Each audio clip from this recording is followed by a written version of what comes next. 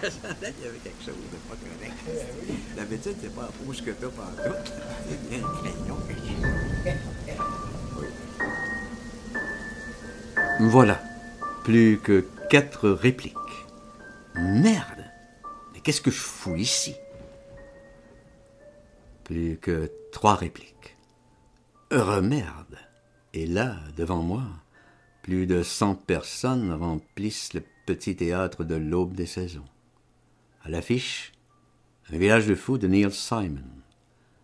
Et je me vois là, alors que s'ouvre à mes pieds un gouffre d'une béance, mais d'une béance à engloutir tout l'immeuble. Plus qu'une réplique. Voilà, c'est imminent. Je vais sombrer corps et âme quand, soudain, au coup de théâtre, à la microseconde près, la bonne connexion se fait dans mon cerveau.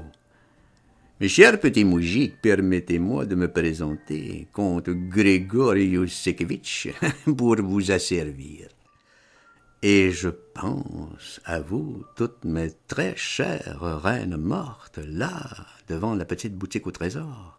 Alors que les redoutables mangeurs de lune sèment un peu partout la mort dans l'âme, et que le fantôme du manoir de Kildare ressasse inlassablement toute son éternité dans l'insomnie des étoiles.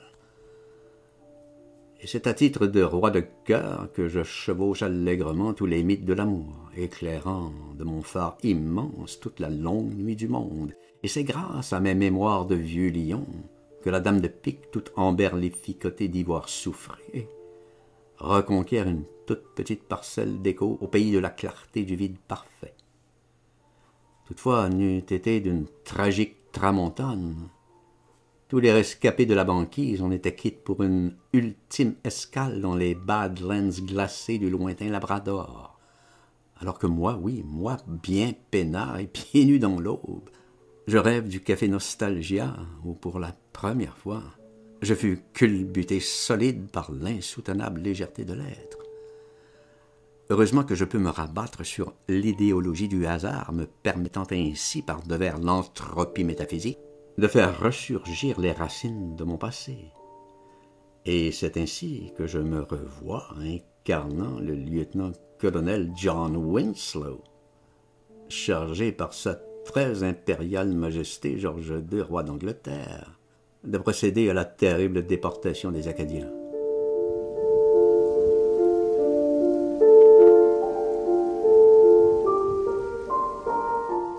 Nous sommes à Grand Pré, été 1755.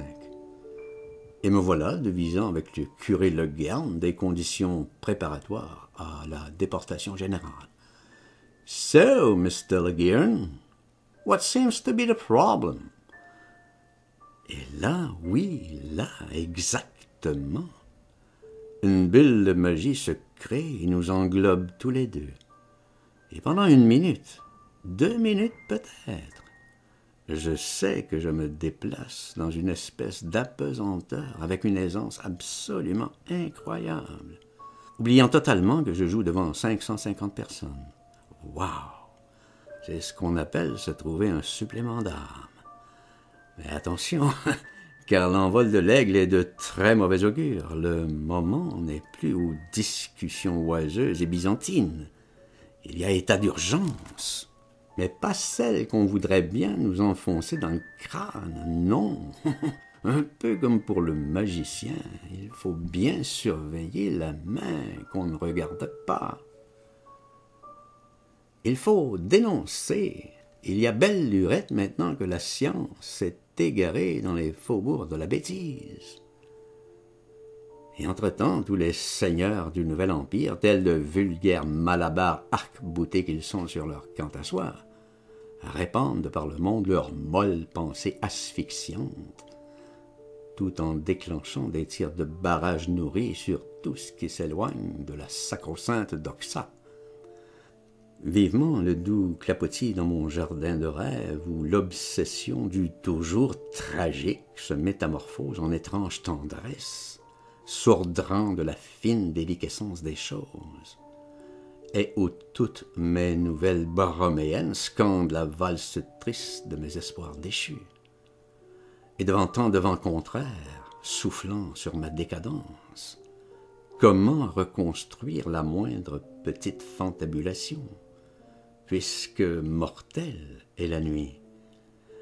Et c'est là, tout de suite, un tas de schtroull-proul tapageurs déboulinés, oui, là, juste devant moi. Alors là, je dirais, oh, mes petites fées coquines, peut-être me préparez-vous une nuit de magie noire, où plein d'étoiles filantes, comme autant de nourritures célestes, s'amèneront par-devers le chuchotement feuillu d'un soir d'été. Seulement voilà, ce ne sont que de très improbables considérations distillées par mon somnambulisme aggravé. Et c'est ainsi que de balbutiements en déconvenus de tout genre, je progresse, mais péniblement, dans la rédaction de mes cahiers de Blainville. Mais attention, car vous ne l'emporterez pas en paradis. Et c'est en tant que médium extralucide que je vous prédis un néant qui aura, mais alors rien de romantique. Et après votre séjour vociférant dans la matrice, toutes vos intrigues fuligineuses par-devers les 4 piliers du monde, au bout du compte, ne pèseront pas plus lourd que l'ombre d'un soupir émanant de vos chroniques du rien pantoute.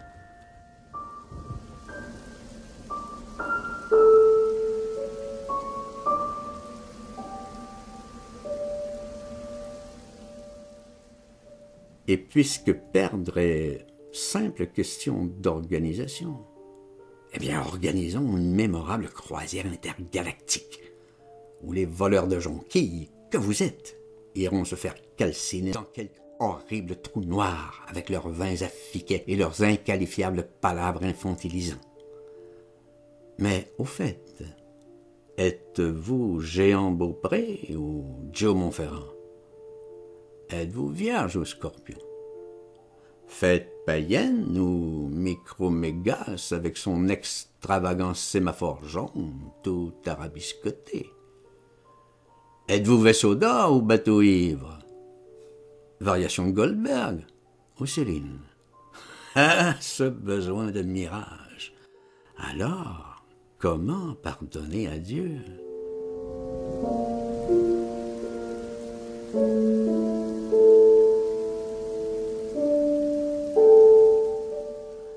Entre-temps, cultivez un tant soit peu l'art très subtil de l'oisiveté subversive. Peut-être bien de temps en temps écouter Shostakovich au piano.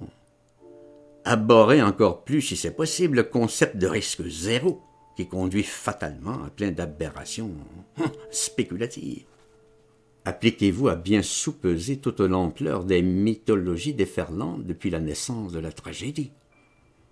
Manifestez toute votre commisération par-devers cet étrange et si bizarre incident qu'est la fable du monde.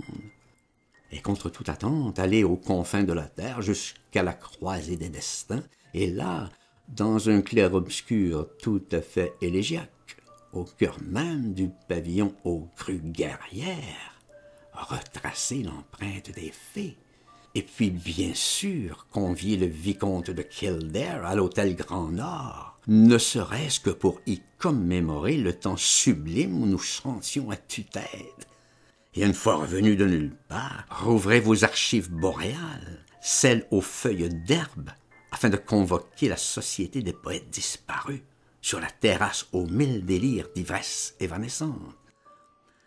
Mais, chut, chut, entendez-vous? Non, écoutez bien, c'est le doux frisli des muses ensorcelantes, avec leurs jolies pirouettes en gracieuses cabrioles de fines fées de feu, aux arpèges de menuets précieux comme brise de mer en mai.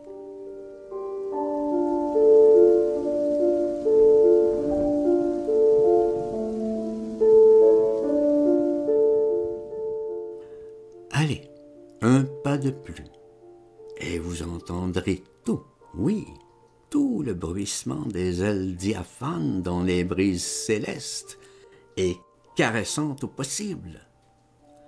Effusion vorace d'élan vifs et effervescents au cœur de colossales assemblées d'âmes, gambadant d'un nuage l'autre en pleine farandole séraphique. Oh, oh, oh,